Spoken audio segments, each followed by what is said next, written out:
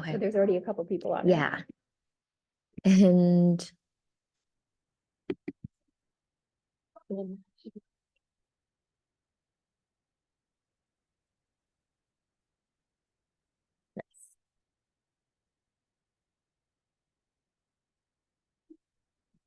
okay, so we can get started whenever you're ready. Oh yeah, we can get started. Okay, go ahead. Okay, cool. All right. Bismillahirrahmanirrahim. Assalamu alaikum, everyone. I hope everyone can hear us okay. Let me make sure that I turn my audio on. Yeah, okay. So welcome to our intuitive eating workshop. My name is Najiha Khan. I'm a licensed professional counselor. I work at Austin Counseling and Nutrition. And I'm Lubna Ali, licensed marriage and family therapist. I specialize in eating disorders as well. And we're very excited to be here with you all to talk about how to eat intuitively. And we're hoping that this workshop will be a little bit more interactive. And so we might ask some questions, and y'all are welcome to put your answers in the chat if you like, or for folks in person who show up may end up sharing, and that's cool. You also don't have to. It's completely open. And this talk is being recorded as well and will be posted on the YouTube later if anyone wants to reference it later. Yeah, and we wanted to just note too that it's not that you have to have an eating disorder or you have to have a big issue with food. It's just a lot of us do struggle in some way. Most of us, I would say majority of people. And so there's probably tidbits, nuggets that you guys can get out of this. Or if you know people who you think could also benefit, because it's more, most people, we do struggle in ways. And so it just could just help in that. So that's why we think that hopefully you'll get something to take away for yourselves or for others in your life. Yeah, absolutely. Okay, so we'll just start with some definitions. So what is intuitive eating? First and foremost, it is not a diet, contrary to what a lot of people might think. So this is not some kind of set protocol or any kind of rules or calorie counting or anything like that at all. It's actually it's funny that we say it's a radical new approach, because it's not. It's just a belief that all of us already possess this knowledge inside of our bodies on how to feed ourselves. And so what intuitive eating practice does is it makes you tune back into your body's natural cues to just inform you on what to eat, when to eat, and how much to eat. And these cues, it could be, we'll talk more about how to start to tune into those cues, but these sometimes are very, very subtle cues. And sometimes when you do have a history of dieting or eating disorders, or just like, a disconnection from your body, you may not be able to tell what your body is telling you when it tells you, I'm too full, I need to stop eating, or I'm really hungry, I need to eat more. So this approach really requires that people give themselves full and free permission to just trust what their bodies are telling them, which is a very difficult thing to do, especially in the culture that we live in. Right. And I think, Najia, what you're saying is that, I mean, if there wasn't diet culture and all these food rules and things, this wouldn't even be intuitive eating, wouldn't even be a thing. It would just be eating, right? But because we get so many messages, so many rules, so many beliefs, feelings associated with eating, it has become necessary to actually make a whole way of thinking about eating as called intuitive eating. But if we didn't have all of that, it would just be called eating, because you would just eat to what your body's telling you. And that's something that most of us struggle with. Yeah, I love that point so much. And something we always talk about is babies and toddlers, because they're kind of at that age before they've been conditioned and brainwashed to disconnect from their bodies. And anyone who's either, if you've had children or if you've been around babies, you know that they will tell you when they're hungry, right? And they'll tell you when they're done, and they'll say, I don't want any more milk. And they've actually done studies with little toddlers where they've put a huge spread of food out in front of them, like proteins, different meats, veggies, thank you, different breads, right? Like a huge variety of different foods. And they didn't tell the toddlers anything, and they just handed them a plate and said, fill whatever you want into this plate. And surprisingly, they actually filled up their plates with what dietitians recommend kids of their age to eat anyways. So, subhanAllah, we all already have this innate knowledge of how to feed ourselves. And at some point, unfortunately, we get very disconnected from it. Okay, I'm trying to click. Oh, there we go. Okay. I think it's important to just mention what the research says in case anyone hasn't been sold on this yet. So intuitive eating has been correlated with both better psychological health and physical health symptoms. And because we're both eating disorder providers, we put this in here too. It's been associated with less eating disorder symptoms. So less binging, less restriction, less over-exercise, all those things that could be harmful to us. They found that when people eat intuitively, they have been able to consume greater amounts of fruits and vegetables just by listening to what their bodies are naturally telling them. This is a really important piece of research. I wish I actually highlighted this bullet point. When people view weight gain as a negative thing, they have a harder time eating intuitively. This is very, very important, and I think something we see in our practice a lot, that stigma of what our bodies naturally do with our weights can sometimes prevent us from listening to what our bodies are really telling us.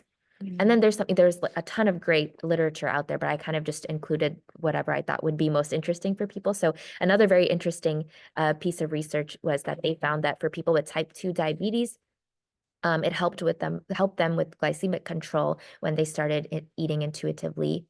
And for pregnant and postpartum women, it helped them recover and get back to strong health afterwards.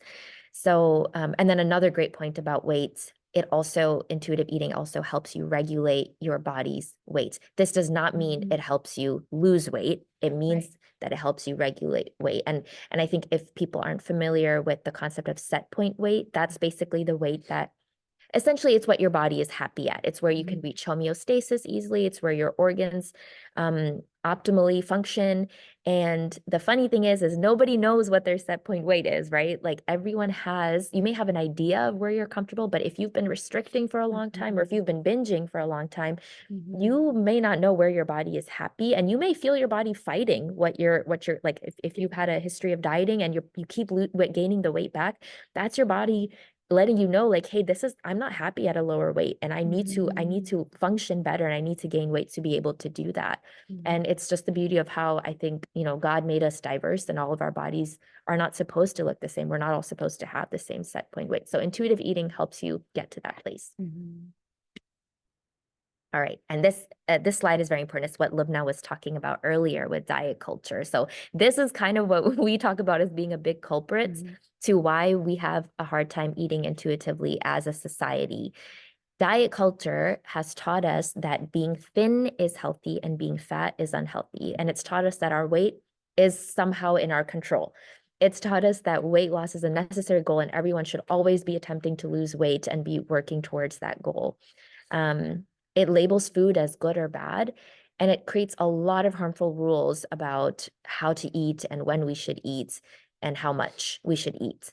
And sometimes I'm sure we've all noticed this. It can often demonize an entire culture's foods, right? Like Lubna and I are both South Asian, and we've noticed that oftentimes we hear a lot of diet talk about how the entirety of the South Asian continent eats unhealthy. And I just want everyone to challenge that, because how can that be? This is one of the oldest civilizations in the world, right? Like, to label an entire subcontinent as unhealthy, and every culture has this, is incredibly harmful and demonizing.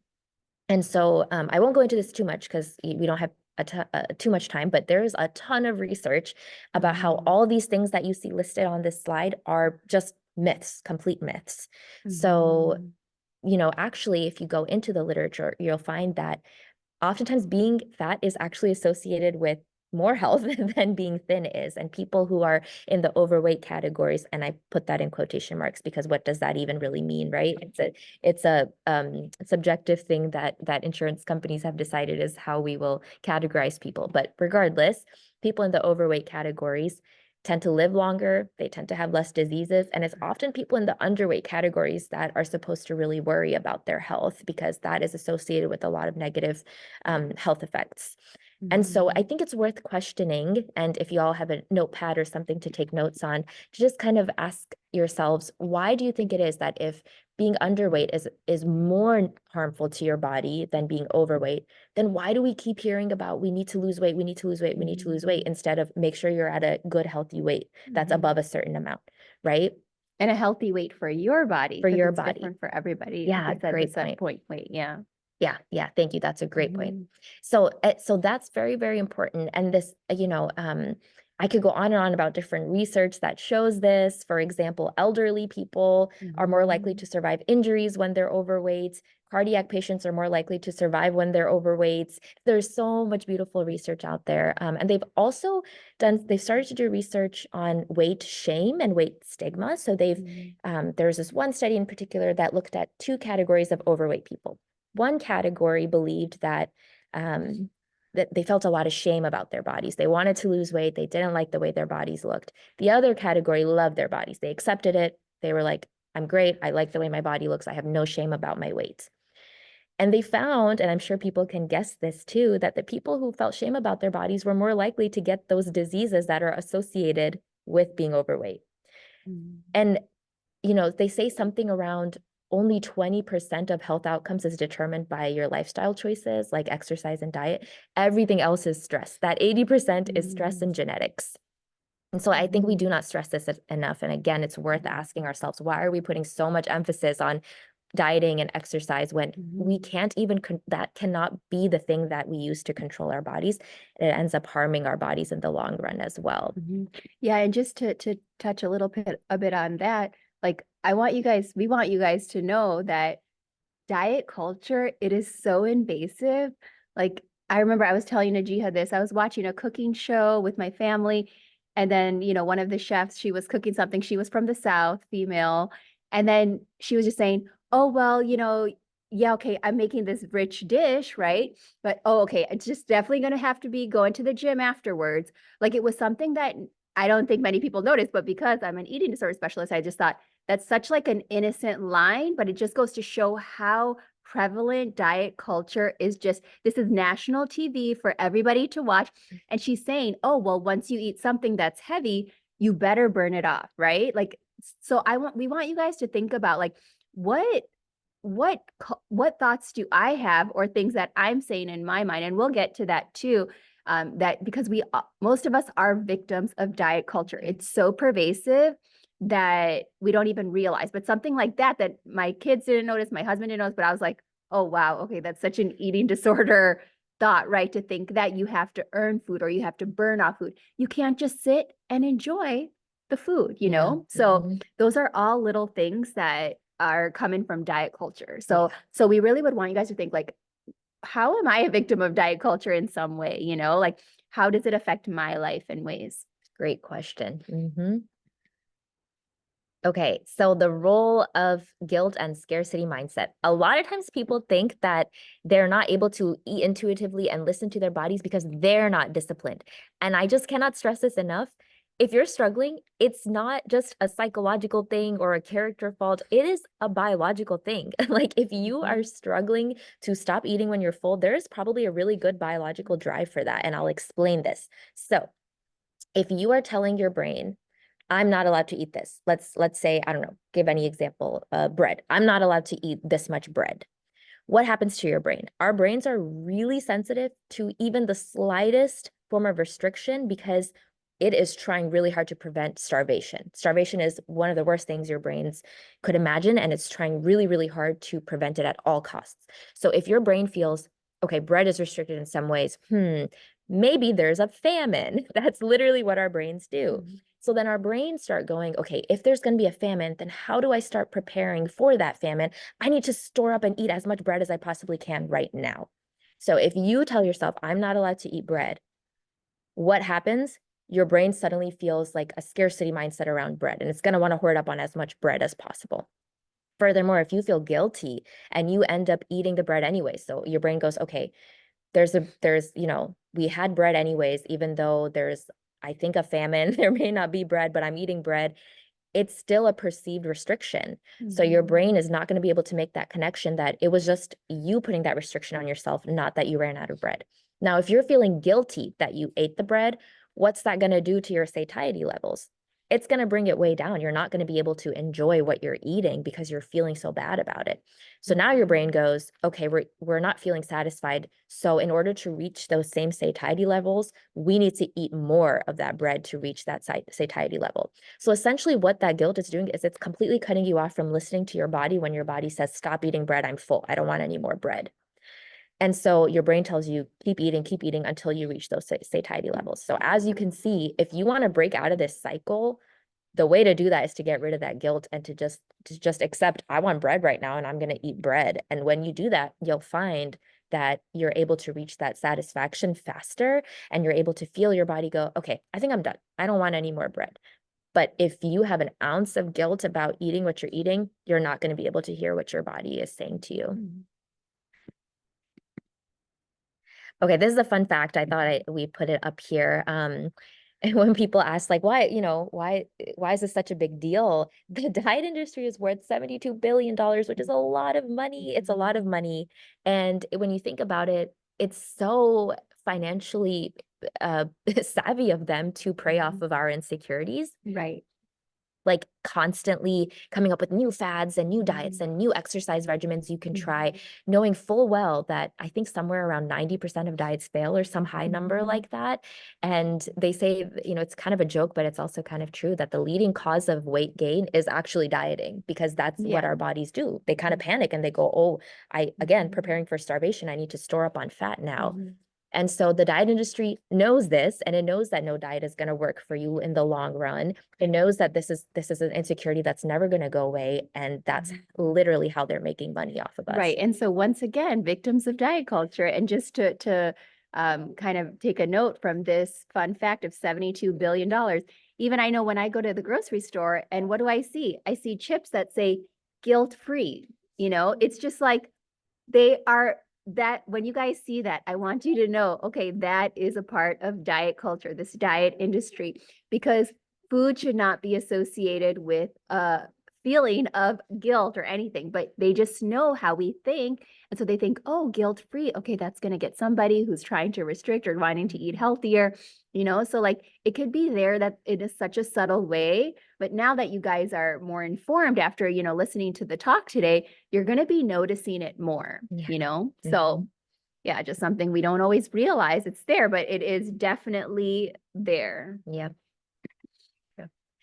Okay, so it's important, like Lubna said, to be aware of your food rules because we've all been victimized and impacted by diet culture. So we put some examples up here of common things we hear from our clients about food rules. Like, for example, you can't eat right before bedtime, or dessert has to come after dinner, or you have to eat vegetables with every meal, or you have to eat under a certain number of calories. And of course, the list goes on and on. So I don't know if y'all have something to write with, a paper or pencil, or even you could take out your phone, open up a notes app, and I want you to just write down, what do you think are some food rules either you grew up with or at some point you learned it along the way, and just start keeping a list and becoming mindful of what are my rules, like what's a rigid thing that I feel like I have to do in order to be healthy or to achieve some goal, and it's something that was just ingrained in me. Yeah, even if you guys could even write it in the chat box and we could see what other people's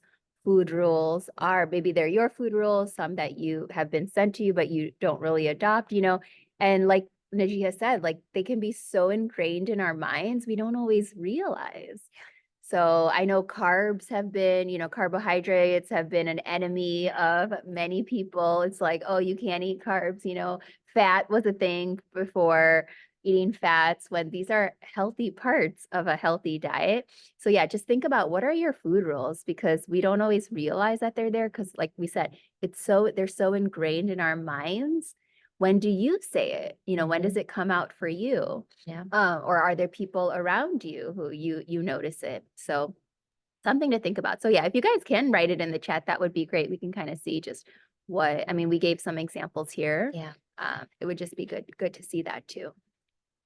And I love that you brought up the thing about, the rules about the food groups like carbs and fats. And if y'all will notice, if you've been living long enough, you'll see that we kind of recycle what the new restricted group is. Like at one point it was fats, at one point it was, now fats are back, and then carbs will be back, and then sugars will be back, and all these things. At some point people were saying, protein only diet, and then we realized, oh, that's bad for you. And fun fact about carbs, if you don't eat carbs, if you don't eat bread or rice or, other ways to get carbs, guess what? Your body will take the protein and the other stuff you're eating and it will break it down into carbs. So you're actually getting less protein in order for your body to compensate and get more carbs. So again, subhanAllah, our bodies are so wise. and they do what they got to do to feed us. Oh, Mhm. chat is closed. Okay, how do I open it? Maybe open it. Oh, is it this? Okay, okay. I think it's open now, everyone, if you want to put it in. Thank you to whoever sent that message. Yeah.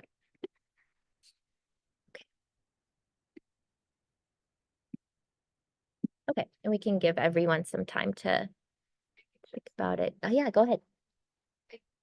I'm not very rigid about, diet and thought, which I totally agree that there is no one particular kind of food that could be, good or bad. Food is food. Yeah. You have to, make your choice of what you eat, what you want to eat at that particular time. But I do want to avoid more of processed foods. Mm.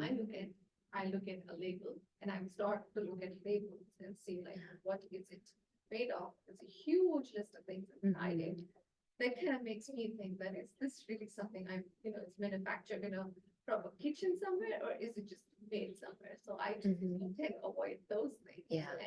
Right. But otherwise, that's basically what.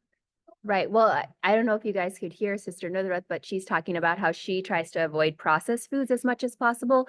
I think the difference with that, Nusrat, is that what's your intention? Your intention is not because, oh, I need my body to look a certain way. Your intention is what? It is to make sure I'm eating food. Real food, right? So that's right. Plastic or Plastic, like they literally manufactured. Yeah. Oh, yeah. They always say, look at the ingredients. Can you even pronounce it? Is it something found in nature? If not, then yeah, it's highly processed. Yeah. So I think so I want to emphasize that difference is that it's not that, I mean, you probably can eat a processed food. It's not like, oh my gosh, I can never eat one. It's just, do I want to be eating them regularly? No. And what's my intention? It's not because, oh, I want to lose weight or control my body size. So that's the difference there, so just to point out for you guys, but we know when people are eliminating carbohydrates or protein or fats, like it's usually for different reasons. But I have noticed one thing. It's like when the more I am, as now I'm listening to you, the more I'm telling and the more I'm teaching, for me as parent, keep the money. There is things out there, and I was particular about saying, hey, make a good choice, eat the fruits, eat your veggies before you, eat this or that. But it's now like, okay, here is the food, what you want to make, you eat, and then because I'm giving you the choice. Yeah. What are your options? You eat what you want to eat, and then you feed them. Yeah, right. Yeah. It can be a bit harder too with kids. I think we were talking about this too, because you don't know what kind of messages they're being bombarded with. And at home you can try your best to give them the food options that you want them to learn. And you don't know, they may be going to school and learning like, oh, you can't have any carbs, or you have to, whatever, whatever the thing is that they're learning. You can't have cheese, something. I'm saying random things, or you have to have this, or you have to have that.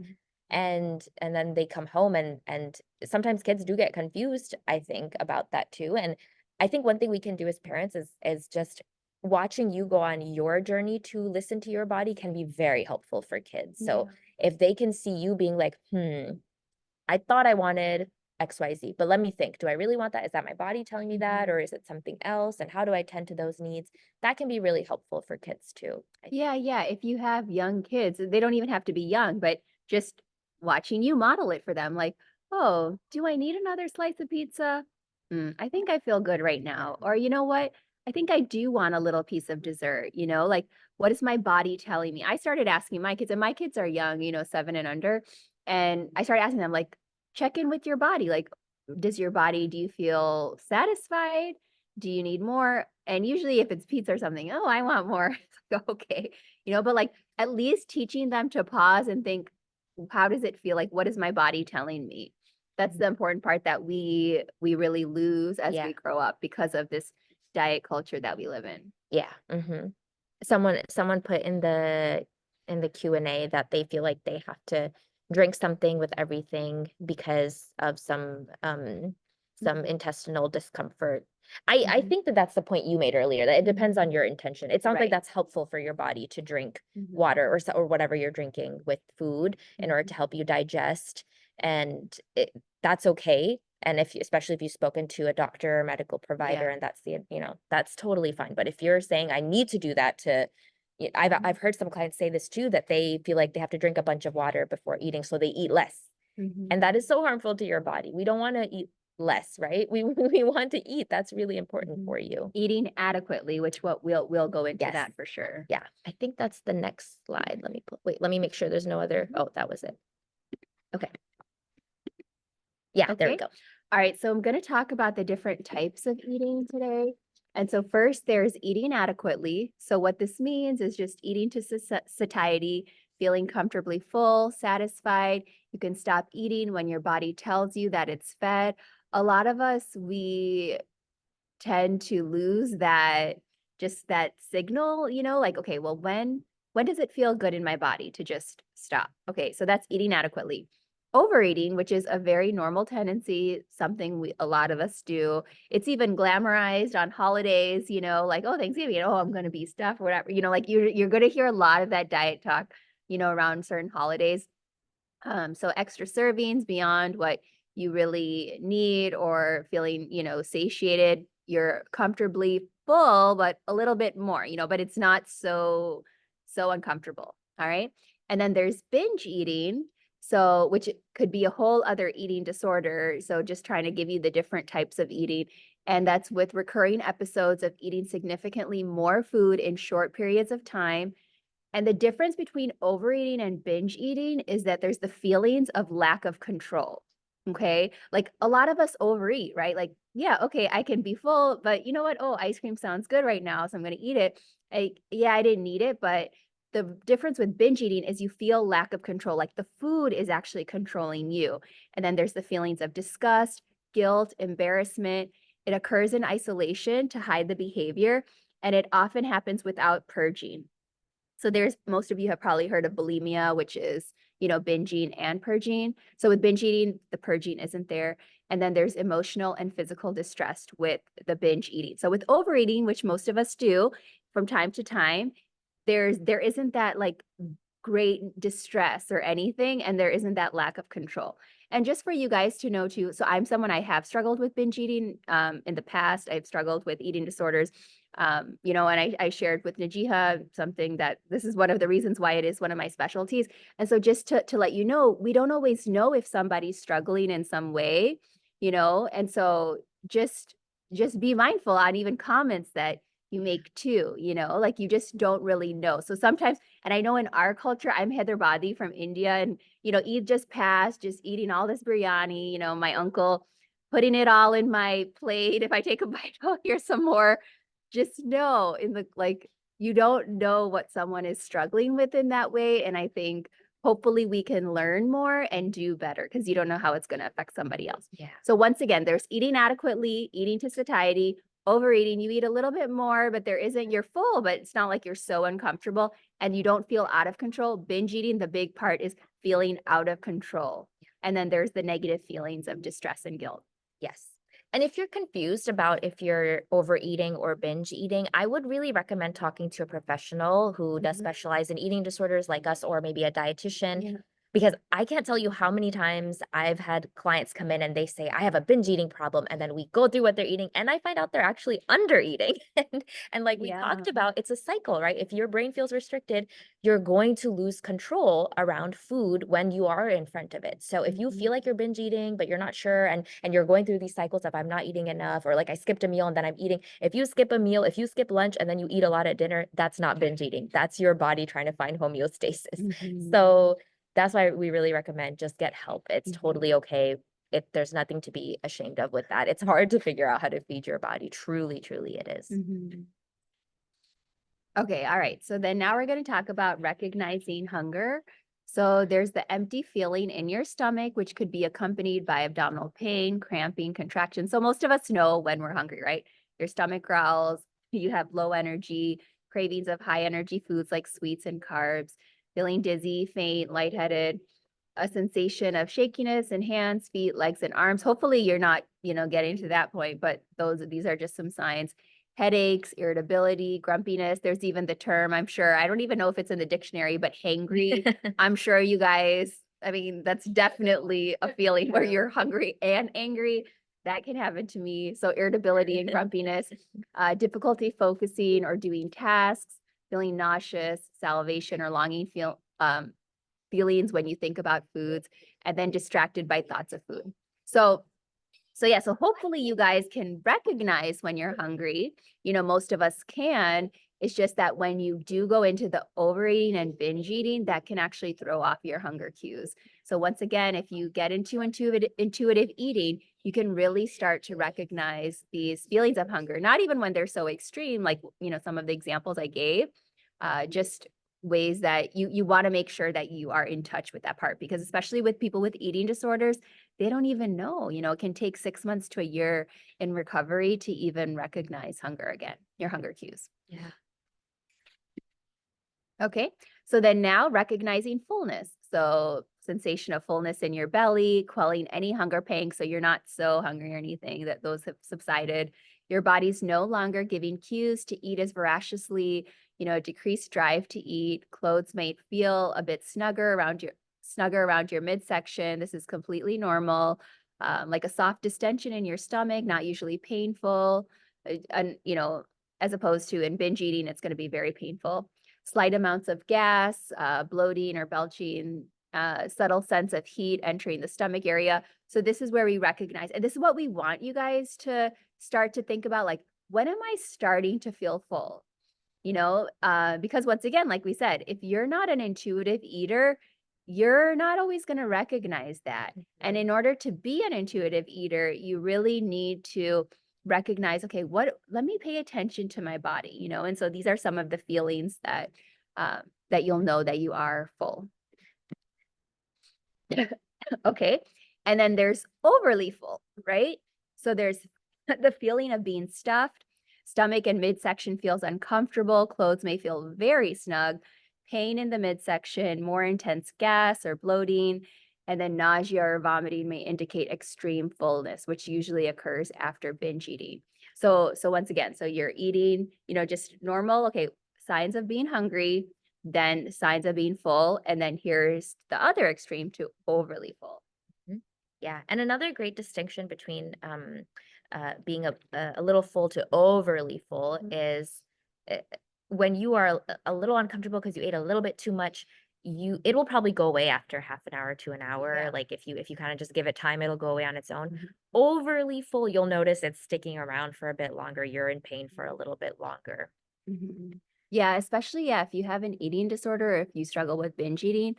And I think in our culture, like, it is pretty common with binge eating. I see, you know, people who are coming from abroad. I have clients who are coming from India or Pakistan, and they do turn to the comforts of food. You know, I've had clients where they don't think they have an eating disorder, but when we really talk about it, they do. And it's where, yeah, you're just eating for the comfort, but it's to the extreme.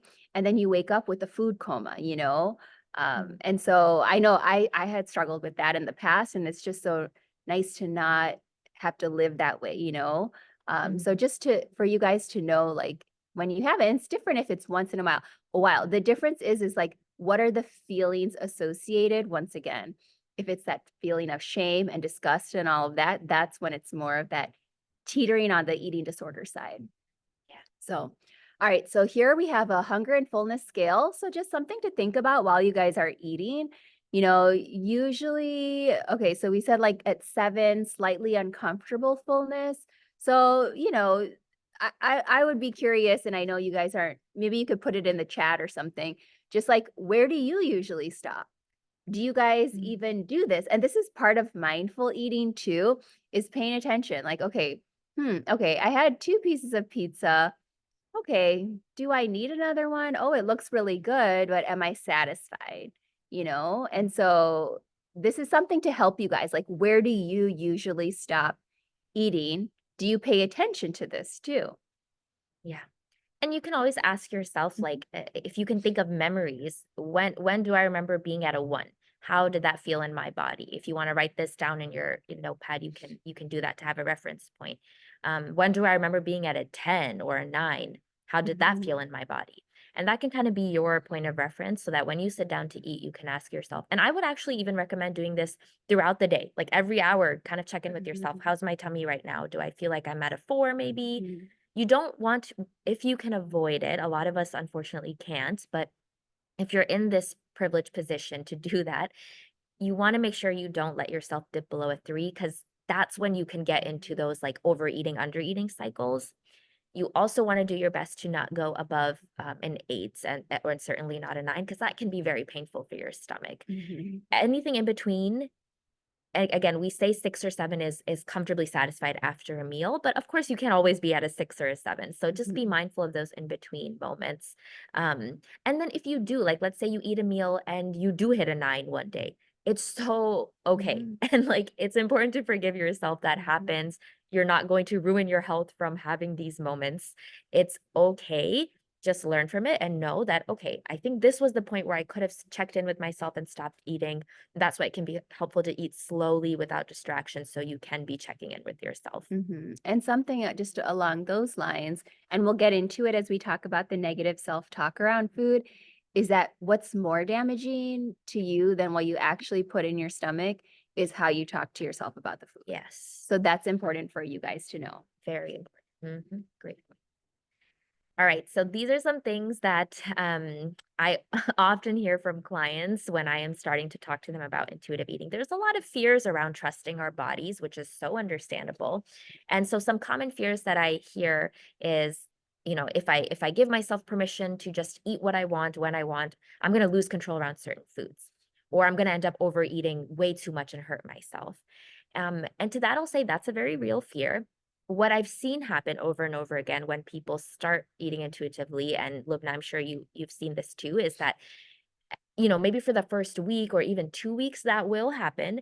And then after that, you kind of, once you find your way, it gets very smooth after that. And then that food stops having control over you. Funny story, but when I first got married, I think it was Cheetos. My husband was telling me that he was very, he felt like he lost control around Cheetos. He loved Cheetos so much and he had to Is have it it with the every Flaming meal. Hots? And yeah, I think those were trending Those at are one point good, or yeah. something. Yeah. And he would say, every time I have Cheetos, I have to have it with every meal. Oh, And he was wow. really struggling with it. And I was like, great. Okay, you married the right woman. I know what to do. And so we bought him a bunch of Cheetos and I would have him sit down and I would say, just eat as much as you want and really listen to your body and really enjoy the Cheeto. Like, don't feel bad about it. Just enjoy the Cheeto. And he did that. He did it for a week. And after that, he was like, I'm kind of disgusted by Cheetos now. Wow. And to this day, we've been married 4 years. I don't think he's had Cheetos since. And so that's a beautiful success story. And I You will say, converted him.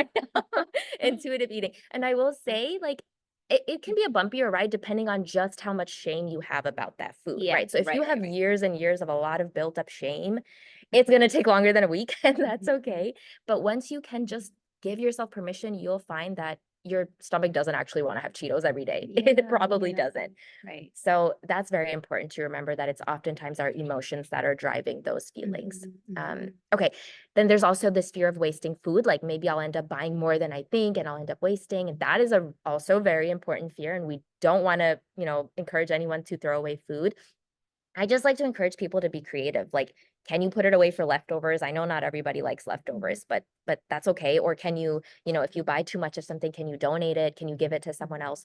Can you repurpose it? Like, if you bought too much, I don't know, rice, like, can you freeze it and then have it, you make another dish with it or something like that. People also fear that if they give themselves permission to eat whatever they want, they'll gain a bunch of weight at once. So I can't actually answer this because our bodies are all very different. In my work, I've seen that some people gain weight, some people actually lose weight. Some people just stay exactly where they already were. So I can't offer any promises. And I think this is the hardest stuck point for people, is we don't know what our bodies are going to do. And to ask yourselves, is that okay? To just see what happens. And I know that's very hard. And I'm recognizing that that's a very difficult thing to do. And so this, if you're really afraid of, that weight gain, this may be a good place to work with a professional. Right. I think someone put something in the chat. I think I eat whenever I want, whatever I want to sorry, I think I eat whenever I want, whenever I go to anyone's house for dinner. I never eat a full plate like all the others eat because I feel I'm full and have no room in my stomach. My plate will look like a plate for a toddler. That's what I have noticed that happen a lot too. Sometimes it's also your environment. Like if you're around other people or you're just not in your home environment, you may not feel comfortable, or there's a lot of distractions and it's harder to hear your body as well. So be forgiving of yourself and maybe just know ahead of time I'm about to go eat at someone's house. So maybe I should have some dinner prepared for when I come home that night. Maybe I'll want to have a second dinner because I didn't eat enough. That's okay too. While you're figuring it out, it's okay to be a little clumsy and not always eat the right portions in the moment and just have backup plans. That's what I would say to that. Or maybe you eat before you go to the party. That's also okay to do that. Yeah, there's no perfect eating. Yes. You know, I mean, we talked about eating adequately, overeating, binge eating. There's no perfect way to eat. If you could just listen to your body, you know, and that means what comes with that is there's going to be ups and downs there, but what are the feelings and the talk associated with that?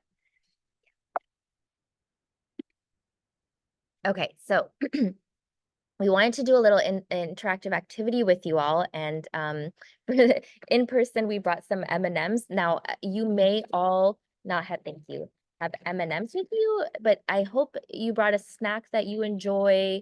If not, maybe we'll give you a couple minutes to go and grab that snack. So this will be a really brief exercise, but I just kind of wanted to give us all a chance to together practice what it looks like to really be with our bodies when we're eating and not be so distracted. So I don't know if people, what if you want to take time to go grab something, I'll maybe pass out. Oh boy, if I can open this. Yes, go ahead. It's my own personal experience, but my relationship with food was like really, on the go, being physical with it. Yeah. It's like it's always something in my hand, grab it, breakfast, I just have something. They didn't want to just go while I'm going to college, and then after that, we're also working, and it's lunchtime, we're still working for lunch, so we're like, we have something there. Yeah. And you're typing, or eating, typing, and or you just start yourself. If you don't want to do that, then you come back at 5 or something. You're like, now I need something to eat. Yeah. Like, my head is hurting. Aw. I need food, and then you sit and just eat, and then like, that's kind of a pattern until it's like, no, I need to eat. I need to have some time to eat. And maybe 5 minutes or maybe 10 minutes. Then my body is hungry. It's Yeah. like, Yeah. you lose the control of, you lose the sense of Yeah. when you're actually hungry, when you're not hungry, it's like it just, everything else is taking over. Yeah. But a lot of times when we get back home, we're like, I just need to sit, watch, and eat. Turn my brain off. Yes. Yeah. And I just watch some TV or something and eat. So what is that a way of distracting yourself and eating, or is that a good thing or not a good thing? Because I do hear sometimes even kids and my own kids like, I need something. Can we turn on the TV and then eat? Yeah. And I am wondering, like, why do you need television to distract you to eat? Like, what is the reason behind that? Yeah. I almost feel like a lot of us have been conditioned to find it uncomfortable to just be, Yeah. with whatever we're doing. Like forget eating. I feel like a lot of, especially kids these days, even just sitting and quietly, even just being in the bathroom, being in the shower, it's hard to not have some screen or something like that. I think I don't know, I've seen it a lot in the younger generations. I think it's just us kind of losing the ability to just kind of sit in our bodies And just be. and just be, yeah. And I mean, I understand the need after you've had a long, hard day at work to just shut your brain off and just, be on your phone, scroll, or just watch TV and then eat. Like, and okay, we talk about harm reduction a lot, which is what's the least harmful thing you're going to do? If something's going to be harmful either way, pick the least harmful thing. So if it's not eating at all versus eating and watching TV, go ahead and eat and watch TV. If that's what you have to do that day, that's fine. And maybe you, as you're getting into the practice, maybe you pick one day a week where you don't do that. Just pick one moment. Maybe it's going to be dinner on Fridays, that's when I practice not having distractions and just eating. And then slowly work up from there, especially if you have a demanding job. Once you start the practice, you'll find that you can have distractions in the background and you can still listen to your body at the same time. It's just hard to get there when you don't have that practice to begin with. So give yourself, baby steps to do that. I don't have trouble in that to stop myself, Yeah. like eating whatever I need to eat. I eat what I need to eat, and even if I need a dessert, it's okay. I need a dessert. I will go eat that ice cream. And I have it in my mind like that today. I have to eat the ice cream. Absolutely. Yeah. Just go and eat it. Yeah. Right. Okay. Yeah. Well, I think it's also comes down to family culture too. Like for some people, their families, they eat while watching TV. Some people, their families, they ate dinner together, like at the table. So everybody's different too. It's just what do you want your family culture to be? Like you can decide. And I think because we're talking about mindful eating and intuitive eating, probably watching TV, if this is something you really struggle with, then it's probably not going to be good to be watching TV to really be pausing. Oh, how do I feel in my body? Because you're going to be watching the screen, Yeah.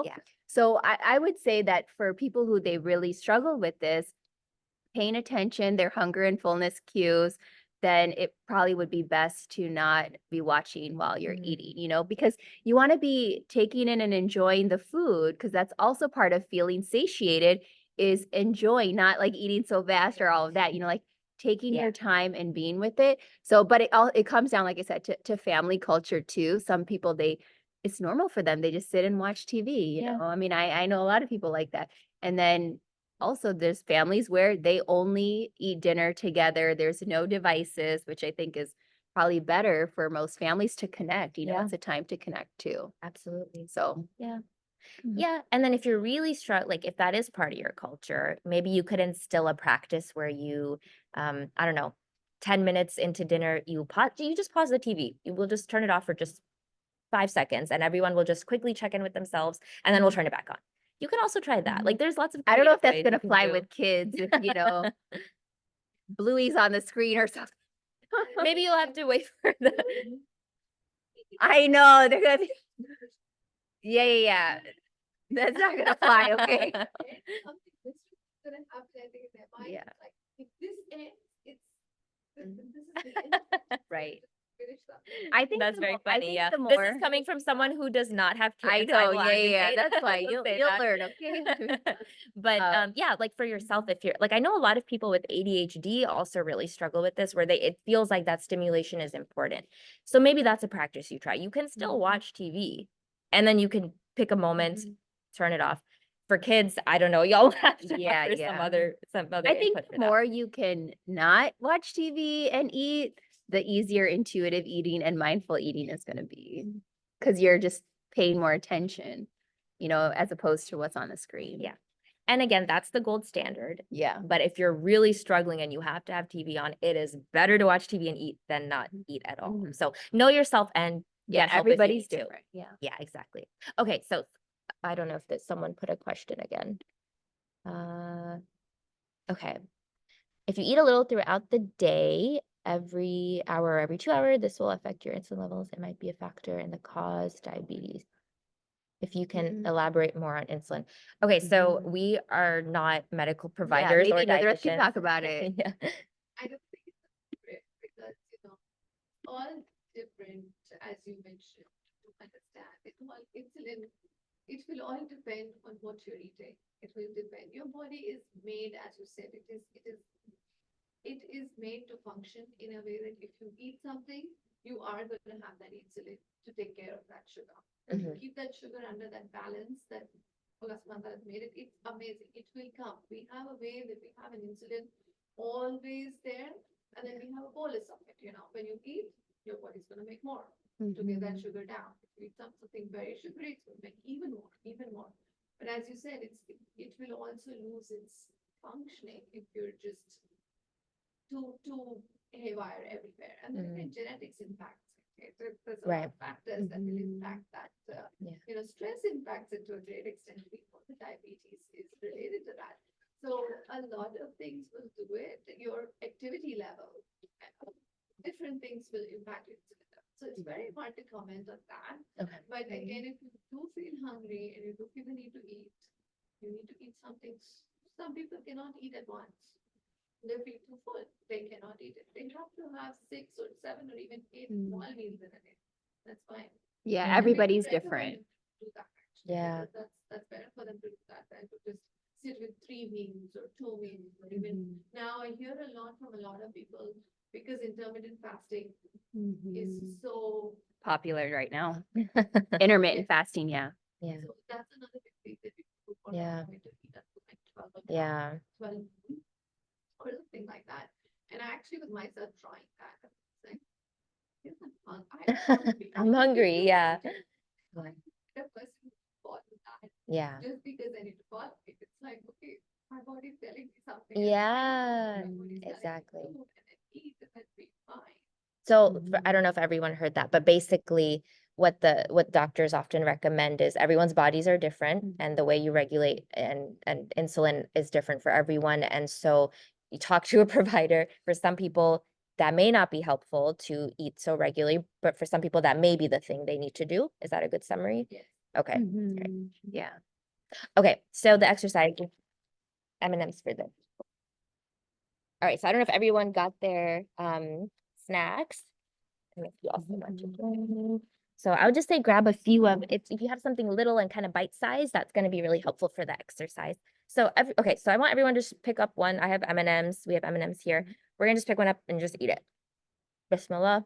Don't think about it, just eat it.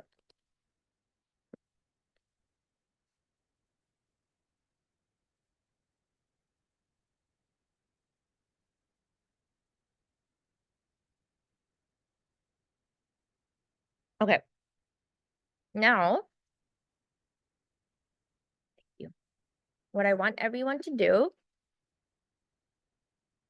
is I want you to think about how do you feel about the thing you just ate? Do you feel like I shouldn't be eating this? Or I can eat it, but I can't have too much of it? Or, someone told me that XYZ ingredient in this thing is going to be bad for me, whatever. Or maybe you're like, I love it, whatever it is. I want you to take up all of that.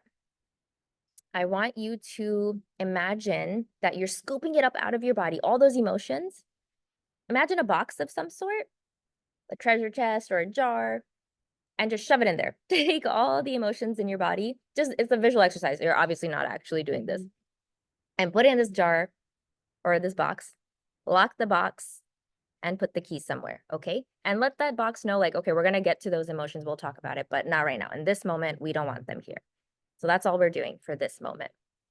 Now, take the second whatever snack you have. I have an M&M. We're gonna take the second M&M, and this time, I want you to really observe it. Like, engage all your senses. What does it smell like? What is it? Oh, that's okay if you ate. Yeah, keep going. So really engage your senses. What's the texture? What's the color? Really take your time with it. And I'm actually going to do less talking because I want everyone to quietly sit with this. When you bring it close to your mouth, what happens? Do you start salivating? Does your stomach kind of get excited? Do you have fun memories pop up? What happens? All right. And this time when you put it in your mouth, I want you to eat very slow, like literally be with every bite, taste every bite, prolong the chewing as much as you can. All right. Here we go. Bismillah.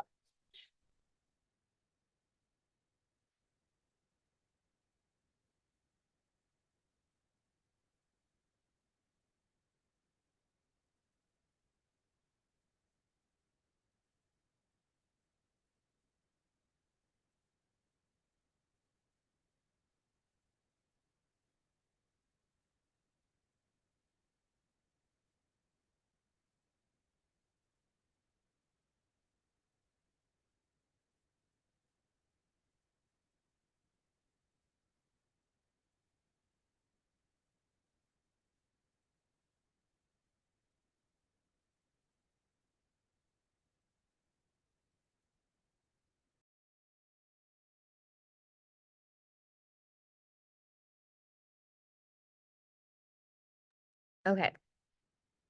So now If you want to keep eating, you can. But what I want everybody to do is just notice, like, compare the first bite you had and the second bite you had. The one where you ate quickly and the one where you kind of were very mindful. And I want you to see how your body felt before and after both of those times. Maybe you had no idea how your body felt the first time, and the second time you were like, I want more. I actually want to eat more. Or maybe the second time you were like, I don't actually want more of this snack. Or I think I'll be content with one or two more. Really tune into what your body told you. Maybe it told you, like, I don't think I like that texture, or I really liked that flavor. And if you have your little notepad, maybe jot down. And if people want, you can share in the chat what observations you made as well.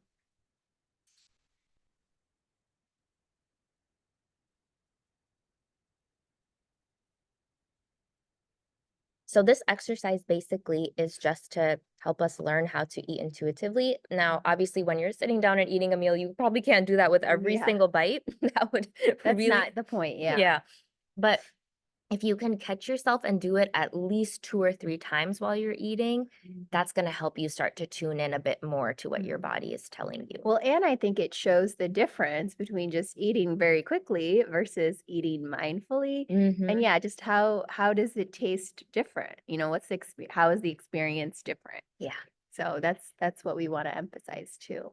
Yeah, beautiful. Okay, stop doing that. Wait, did I unmute myself? I did. Okay. Okay. So I put up some general guidelines here that dietitians often tell people. And the reason that I did this is because even though we're telling people just listen to your body and don't worry about what people tell you, there is a caveat to this, because if you have spent years being disconnected from your body, you're not going to just wake up and know what your body is telling you. So it's important to at least follow the basic guidelines to start with, so that you can start to open up that signaling channel between you and your body. So most dietitians recommend that you eat within 1 hour of waking up, just because when you think about it, you've kind of been fasting for however long you've been sleeping. That's a very long time for your body to go without food. They recommend eating every 2 to 3 hours, aiming for 3 meals a day with some snacks in between, keeping fridges and pantries stocked with a variety of foods and snacks if possible. And like we have been talking about, even the things you consider bad. Meals should contain protein, carbs, and fats. If you want a food to not have control over you, give yourself full permission to eat it without feeling guilty. Also what we've been talking about. Eating slowly and mindfully without distractions. Also what we've been talking about. And this one, I really want to stress to not put so much weight on what online calorie counters and health gurus, even those government websites with the food pyramids that are trying to tell you what to eat. No one can tell you what your unique body needs. Truly, at the end of the day, that's, only something that you can figure out for yourself. Certainly medical providers, dietitians can give you guidelines, but essentially you're the owner of your body. You are the one that knows what you need. I always like to tell people this fun fact. So a lot of times when people are counting calories and feeling like they need to get under a certain amount, coma patients need somewhere around 2,000 calories a day. So imagine how much someone who is not in a coma, probably needs. You probably need more than that. And so again, it's ridiculous to tell anyone that you need to be under a certain number of calories. You got to figure that out for yourself. And if you're a very active person, you will need way more than that. So we just kind of encourage people to refrain from counting calories and weighing themselves at all. Okay, so we're going to talk a little bit about cravings. So I'm sure that most of you are familiar with cravings. So there's physical, emotional, and psychological. So for physical cravings, this is where you have a hunger for a specific food or snack. It can mean there's a nutrition deficiency, or that your body is low in some needed vitamin or mineral. Like sometimes when we have a craving, like maybe like for watermelon, oh, maybe I'm dehydrated, or maybe, so like just to know that sometimes that's what physical cravings are. May look like frequent thoughts about that specific food. Like, okay, I mean, when I was pregnant, I just liked cottage cheese a lot. And so it's just where it's a very specific food, like your body kind of wants that. Then there's the emotional craving. So this is where you're eating for eating for comfort during stressful or sad situations. Some foods release neurotransmitters in our brains to make us feel better in the moment. So for example, chocolate, it causes dopamine, to be released. And so just so you guys know, yeah, there's their emotional cravings, which I think a lot of us, even with comfort foods, when we're when we were kids or something, you have a certain association. And then there's the psychological, and these can include intrusive thoughts about the food, stems from food rules and restrictions. These rules can often can be confused with the physical cues. So when there's psychological cravings, you know, okay, there's probably been some diet culture going on, some food rules that you've had. And so then you can be having those intrusive thoughts about food because your body is thinking, oh, it's not going to be getting something. And so it's just craving it more. All right. And so I don't know if many of you have heard about this. It's something that we talk about in our work, physical hunger versus mental hunger. Okay. So physical hunger happens when you haven't eaten in a while, or if you didn't eat enough and your body needs more energy. All right. Mental hunger, on the other hand, can happen at any time. It can be for a variety of reasons that have nothing to do with your body's physical need for food or energy. So just even to ask yourself, like, okay, let's say you're hungry, ask, am I physically hungry or am I mentally hungry? So there's a big difference there. Okay, so I'm going to talk about the top 5 differences. And I really want you guys to think about this because it's something that people don't necessarily talk about regularly. Obviously, we talk about physical hunger, but mental hunger. I want you to pay attention to that because it's going to help with the intuitive eating. Okay, so these happen for different reasons. So mental hunger can be from seeing or smelling food, being around others who are eating, doing something you typically associate with foods. Emotional triggers can lead to emotional eating, like if you're bored, lonely, stress, anger, sadness. So it's not a physical hunger, that's more of a mental hunger. Okay, so they happen for different reasons. Okay, and then number 2, physical hunger has physical signs, whereas mental hunger does not, right? So that we kind of know what that means. All right, then 1 is general. So physical hunger is general, meaning any food can help satisfy your body's need for energy for the most part. So if you're physically hungry, okay, I'm hungry, so let me just eat, okay, this banana or this pizza or whatever, and it's not a specific food. Mental hunger is often specific, where you have a hunger for a particular food, taste, or texture that is desired. Like, oh, I need something sweet right now, you know? So it doesn't mean that you're actually physically hungry. So just, like I said, start to notice the difference there.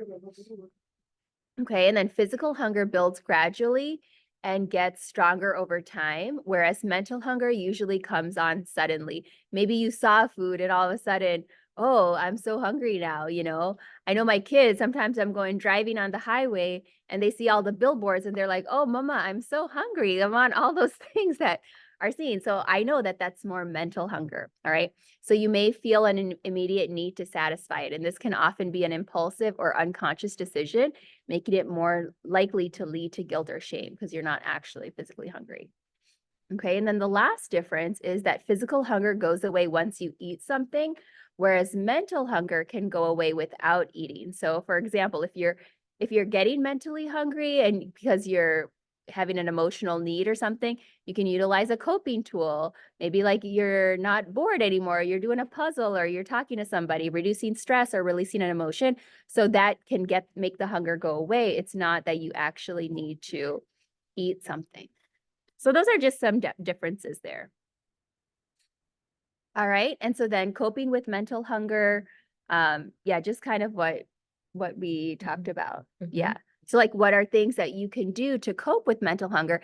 And I would suggest for you guys like to even write down like when you are mentally hungry, what are things that you could turn to that could make you, you know, if you're not in a physical need for food, what could you do that's different? Like it could be talking to a friend, going for a walk, doing a puzzle, or, you know, I know that for me, if I've been really into puzzles lately with my family, and it's so just really brings you to the present moment. You're just focused on looking for that piece, fitting it in, you know? So that's kind of been very, yeah, I've really been enjoying that. So for you guys to even write, and you could even write it in the chat, what are things that ideas that you could come up with that could help you cope with the mental hunger? Yeah. And then I guess another kind of deeper layer to this too is sometimes if that mental hunger is coming up because of some really deep painful emotion, like maybe you had an argument with somebody and it brought up some past stuff for you, or maybe you were triggered by something and some past memories came up, and that food is really giving you comfort, that that there may be some deeper work you have to do. So be so kind to yourself, because there may be days where you're like, I don't have the mental energy to do my deep trauma work right now, and I need to just eat.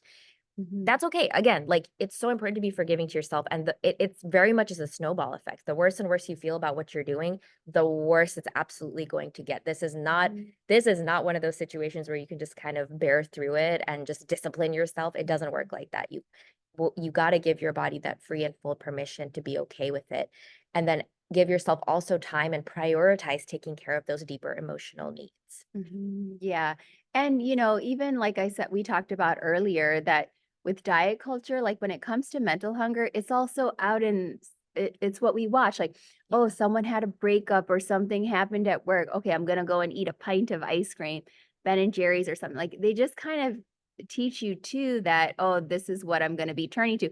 That's definitely mental hunger because it's emotional, you know, it kind of goes along with the emotional eating. So we just want you guys to just notice that there's a difference there.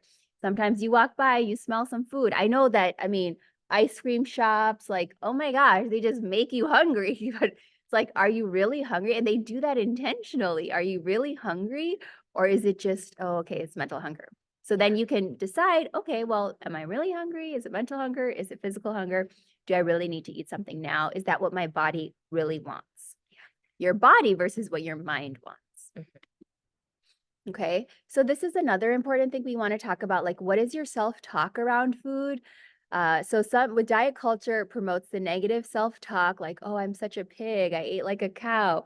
I have to burn this donut off. You know, so I want to know like what's some of the self-talk that you guys have around food? You can write it in the chat box too. And there's some things that we're not even so aware of all the time because like we said, they're so ingrained in our minds. And so thoughts, emotions, and behaviors are all interconnected. That's why when you have these negative thoughts, you're more likely to engage in behaviors that validate them. This reinforces your negative thoughts and beliefs even further. So that's why it's important to know what the self-talk is around food, because if it's negative, it's going to lead to negative behaviors.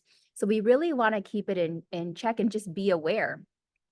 So we have a list of affirmations that they can help you overcome negative thoughts and beliefs that may be holding you back from intuitive eating. And the goal is really to challenge the negative thoughts to help develop a positive relationship with food and your body. And I have so here are some positive affirmations. There's a website, I think, Najia, you put it on here. Yeah, it's at the end. Yeah, okay. So that you guys, it has like 100 affirmations.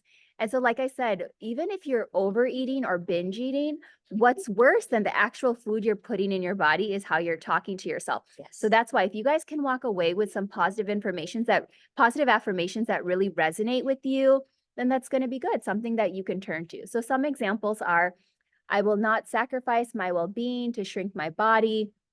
My worth is not determined by my appearance or my body size. I am enough exactly as I am. It's okay if I slip up and don't eat intuitively. I can forgive myself and learn for next time. I reject the notion that certain foods are good or bad. I can trust myself to hold discomfort. So just like these are so much more positive ways of talking about yourself and your body and food than some of the negative self-talk that we are so used to hearing. Okay. All right. So here is just, the main, I guess, factors or main parts of intuitive eating. So Basically a summary of a summary. So you want to reject the diet mentality, which we talked about diet culture. It just is so pervasive that it affects most of us. Number 2, honor your hunger. 3, make peace with food. Challenge the food police. 5, discover the satisfaction factor. 6, feel your fullness. So kind of pay attention to that hunger scale, fullness scale. 7, cope with emotions with kindness. Number 8, respect your body. 9, exercise and feel the difference. And then number 10, honor your health with gentle nutrition. So you guys can kind of, I know we're just kind of touching on them, but you can kind of, research a little bit more and figure out what works for you just to kind of learn a little bit more in depth about some of these points of intuitive eating. Yeah, and we'll have some resources at the end for you to do your own research. And also we didn't say this, but exercise work, we kind of like to see it a lot as eating as well, where your body also tells you when it is not a day when you should be exercising. Some of us have days where we're just too tired or we haven't eaten enough that day. And so exercise is not going to be a good idea. You know, vice versa. Maybe you've had a day where you've been sitting all day and your body's aching to move and do something. And so you can also intuitively feel your body and see what it's telling you about exercise as well. And with intuitive eating too, something that I've been doing, like just, you know, something that has been helping me as of late is asking myself, does this food, does my body love me back? What that means is that when you eat something, like let's say, okay, I love donuts, I love pizza, I love all of that stuff. I love biryani, right? It's just that if I'm eating too much of it, does my body love me back? How does it feel in my body? Yes, I can enjoy it. At the same time, if I'm overdoing it, my body's not going to love me back, meaning I'm going to be lethargic. I'm not going to have energy. I'm going to feel just tired. I don't want to be walking around like that, you know? So just asking when you're eating something, does my body love me back after this? And that's a question. It's not about how much am I gaining? How much calories did I eat? It's not about that. It's just how do I feel in my body? That's a big part of intuitive eating. Yes. I love that point. And this goes for all food, by the way. It like, you know, Lubna mentioned pizza and donuts. Insert any food. If Yeah. I eat salad all day, every day, my body's not going to love me back, right? I'm not going to have energy to do things I need to do. I'm probably going to be starving by the end of the day. I'm probably going to be bloated because it's hard for your body to just process lettuce, right? Like all those things are important. You need a wide range of things. You need a whole nutritious diet, not just the things that you're being told you have to eat. Yeah. Yeah. All right. So we want to ask everyone to reflect on this, and I don't think we'll have time for full discussion. But what are ways we can promote a society that eats intuitively? So some thoughts that we've had and we've talked about is you said this, Lubna, that you should just not make comments to people, right? Like if you see someone eating a certain way or exercising a certain way, it's never necessary to comment on anyone's body. Yeah, yeah, their physical appearance, I think it's so ingrained in us to be doing that, you know? You just don't know what somebody is struggling with. So like if they're saying, I'm full, okay, just can you accept they're full? It's so hard, I know in my family, you know, to be doing that. But I think it's important for us as we're more aware and knowledgeable now to try not to perpetuate that. Someone asked a great question, which we probably won't be able to answer in one sitting, which is if you're in the obese or very overweight categories and it's affecting your mental and physical health, and they said you need to restrict to lose weight. Is it okay to count calories? So the first thing I'll say about that is make sure that you have a whole well-rounded treatment team, because unfortunately, the way the medical community is set up in this country is doctors are not trained to do everything, therapists are not trained to do everything, and dietitians are not trained to do everything, right? So oftentimes we tend to put doctors in a position where they have to give us all this input. So doctors will tell people you need to be in a certain weight category when sometimes that's actually not necessary at all. And sometimes it is necessary, but it's not always possible. And it's not possible to do in a way that won't hurt your body more, if that makes sense. And sometimes it's again that harm reduction thing that it's important to work with everyone on your team. Is it going to be more harmful for me to be at this weight, or is it going to be more harmful for me to restrict and count calories and do that to my body? I don't have the answer to that question, but that is something that I would really recommend talking to both your dietitian and your doctor, and if you have a therapist too, and get everyone's input, because there actually is not a clear-cut answer to that. For some people, it is way more harmful to be counting calories than it is to try to lose weight. Yeah, so it all depends on the person. It is a good question. Yeah, we could talk a lot more about that. We just don't have time. And like I said, just what I said, something that's been helping me is asking, does my body love me back? Even let's say if you are obese or are overweight, like how do you feel in your body with that? Can you get around? Because some people can be in larger bodies and they can be very active. They can be, you know, so everybody's different. Absolutely. So just paying attention to how does it feel in your body. Yeah. And I would also ask, like, if it's a doctor telling you you need to lose weight because you have XYZ problem, like I've heard this a lot from clients where doctors will tell them, oh, you have joint pain, it's because of your weight, you have to go lose weight now. But I would ask that doctor, what advice do you give a skinny person who has joint pain? Because skinny people get joint pain too, and they're not told to lose weight, right? So I would ask that doctor to tell me, and you know, obviously there's caveats to this because for some people it is a sudden weight gain that could cause pressure on their knees, of course. But again, sometimes it's more harmful to try to lose that weight than to do something about that pain. So ask that doctor, what advice do you give to your skinny patients? What do they do? Or your underweight patients, what do they do for joint pain? Maybe that's something I could try. And sometimes that's a lot more helpful for people. Regardless of where you're at in your weight journey, and we're never going to tell people that you have to just be okay with your body and love it, right? But if you can work towards that and at least have a neutral and accepting and respectful view of your body, you're going to find that it's a lot easier to live in your body. I had a client say to me once, like, and we were talking about this, and they were saying, you know, what if my, like, it's hard, like, what if I have a car, right? And I'm driving this car and it's old and it's run down and it doesn't work properly. Am I supposed to just love that I have this car? And the answer to that is no, if you're struggling to love the way your car is, you don't have to adore it, but you do still have to respect it. You do still have to take it for an oil change. You do still have to give it fuel. You do still have to get a car wash. You have to do all those things. You have to respect your car. You don't want to be driving it around chaotically and running into things. You still have to treat it like you would treat any Right, other because car. there's even, I don't know if you guys have seen, there was a documentary with Warren Buffett, and he was saying just quickly, like, said, okay, I'm gonna give you one car and you're gonna get one car your whole life. Okay. How do you think you guys are gonna treat that car? Okay. You're gonna be getting premium gasoline, you're gonna be getting oil changes, you're gonna be doing all that because oh, I just have one car and I need my car to make it through my life. What he's really talking about is your body, right? That's why it's so important. You're gonna have one body. So you want to make sure you're just treating it with respect, treating it with like, nutrition, like all of those things and fun foods too. It's just like, how does it feel in your body? You're only going to get one, and your mind too. Like if you have all this food noise, this negative food noise, that's all going to affect everything. Your one body that you have, our message is we just want to make sure that you guys figure out what's the best way for you, the healthiest way for you to respect this one body that you're going to have for the rest of your life, because you only get one, right? When we think about a car, only getting one car, we see how, oh my gosh, yes, I would take so much care of that car. But then what are we doing to our bodies? So something for you guys to think about too. Yeah. Okay, I think that's everything. Yes, that is. So we put some resources up here.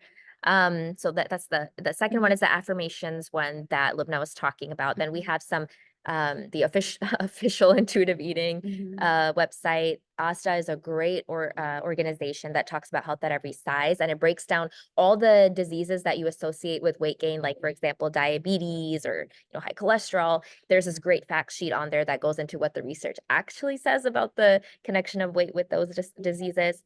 And then we put some cool dietitians up there that are really helpful to listen to. They break down different food groups and just the myths around them and how to help your body eat intuitively.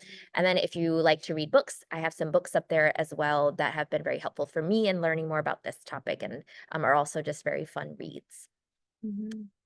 Okay, so. Okay, all right. Well, I know that, we're out of time. It's 1:00 exactly. I All know right, well, you got to run. I gotta run, but do we want to leave our information or? We do send it in the Oh, email. okay, okay, cool. okay. They should.